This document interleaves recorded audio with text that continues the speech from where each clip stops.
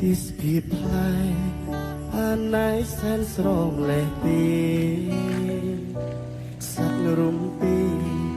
ហារីតាមចិត្តសបាយបាំងសីបាំងសាញើផ្ញើវេហាហងខ្ពស់ចិត្តរីករាយមានខ្វល់ខ្វាយរសាយពីទុកព្រួយភ័យសូរងំ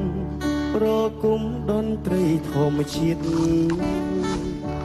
ក្លិនផ្កាជ្រៀតពីដល់ក្នុងដួងហារតីព្រៀបបានសំរងឆោមស្ររីឆ្នីកាព្រៃប្រណីដល់បេះដូងប្រុងថ្លៃកុំព្រាឯកាទីស្ពីផ្លែ